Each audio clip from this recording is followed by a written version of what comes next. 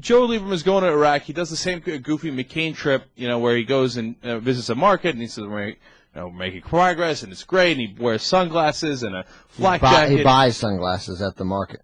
Yeah, he wears a flak jacket and a helmet. He looks super doofy, super dorky, a modern-day Dukakis. That picture there that we're showing on the website, it doesn't even have the flak jacket and the helmet. There's a different one. And it's just, he's a doof. Anyway, McClatchy Newspapers does a great job. Ben talked at length about it earlier in the show, where they go and they talk to these specialists, David Williams, and about 30 different soldiers, and all the soldiers have the same exact question, that if they're about to eat lunch with Lieberman, if they get a chance, what they want to ask him every day, this guy who was collected questions from 30 different soldiers, and every single one of them had this question: when are we going to get the hell out of here?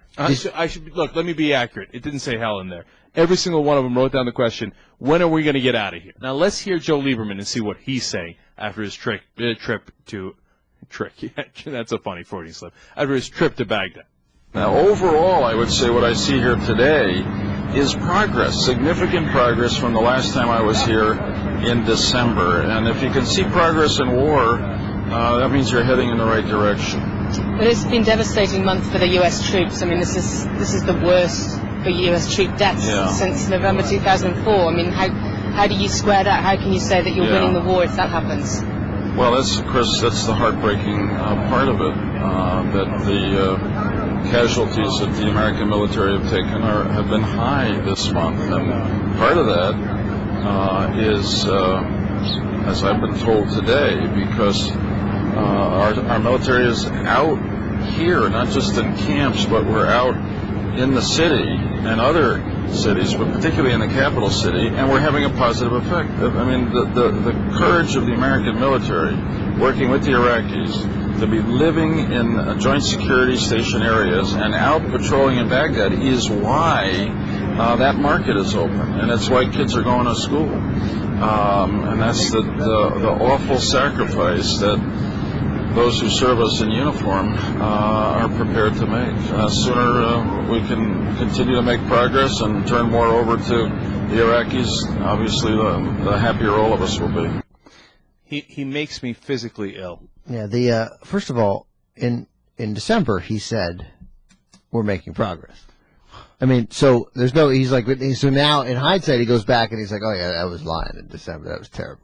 No, but wait a minute, Ben. I'm being dead serious. He said it every month of the war for nearly 4.5 years.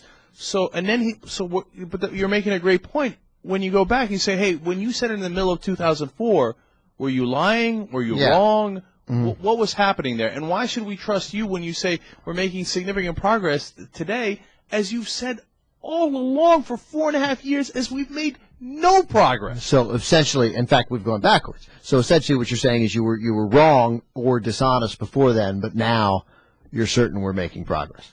And the terrible thing is he's even more wrong today than he's ever been. Yeah. And when McClatchy Newspapers talked to these soldiers, they said all we're doing is driving around waiting to get blown up. And one of the kids had just died in the company from a sniper, and he's like, we're just waiting. And somebody else in the unit said, we're just waiting to get either shot or blown up. And we're not making. And the most important part is, look, soldiers get it. Soldiers die for a mission and for a cause. But this mission and this cause, you could tell from the kids on the ground, it's gone. They don't believe in it anymore. They don't think it's going to happen because they serve with the Iraqi army. We've told you, story after story, article after article, where the U.S. troops are saying these Iraqi army guys aren't fighting with us, and furthermore, they're fighting against us a lot of times. Some of them are fighting against us, and this notion that these joint security with the Iraq, I mean, man, it's fictional. It's totally made up. All you got to do is, again, listen to U.S. soldiers and Marines on the ground are saying, no, man, we can't trust these Iraqis. We can't do it. And as Lieberman talks about the sacrifice of the troops, that's where I feel physically ill. I don't believe that he's genuine. I really don't. Maybe I'm being a bad guy by questioning him on that, but I don't believe it. I think that I think it's all about his pride and his ego, and he invested in this war, and this war's got to work, and if people got to die to make that happen, then they got to die. And that's what I'm hearing. and maybe I'm reading too much into it, but he knows it's not working. He knows it. And for him to go and sacrifice not his life, but other people's lives for it, it's just something. I mean, in the old days when the generals led and they say they believe in a war, the good generals would be out in front. These guys are all the way in the back, back. Every once in a while they show up with goofy sunglasses and a flak jacket for about 30 seconds. Then they go run all the way to the back, and they go, no, we're making progress. You guys keep dying for that war. I got to read something, Jen, because we did Lieberman, and I just want to get some more of just a couple of Lieberman quotes from the visit to Iraq. Progress is visible, says Lieberman, and practical. There are many more cars on the streets, he says, satellite television dishes on the roofs, and literally millions more cell phones in Iraq hands than ever before. 2/3 of Iraqis say they are better off than they were under Saddam. Does America have a good plan for doing this for victory? Yes, we do, and it's important to make clear to the American people that the plan has not remained stubbornly still, but has changed over the years. So, what a colossal it would be for America's bipartisan political leadership to choose this moment in history to lose its will, and in a famous phrase, to seize defeat from the jaws of the coming victory. So that's what Joe Lieberman said. Who sees a coming victory in Iraq? That's what Joe Lieberman said in 2005 after he visited Iraq. Oh, that's brilliant, Ben.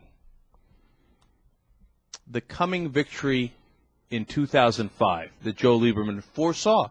Because he's a visionary. He saw that victory coming. Late 2005. That was his. That's what he said after that visit to Iraq. Oh boy, God, that's devastating. So this time he's right. This time he's got it. And by the way, he said that we're changing plans as we speak, and that was in the middle of Rumsfeld's reign when they didn't change the plans at all. Do you know where I found this quote, by the way? Where? On the White House website, referenced in a speech by the president. Yeah, of course, because right. They love Joe Lieberman. Love Joe Lieberman. I hate that guy.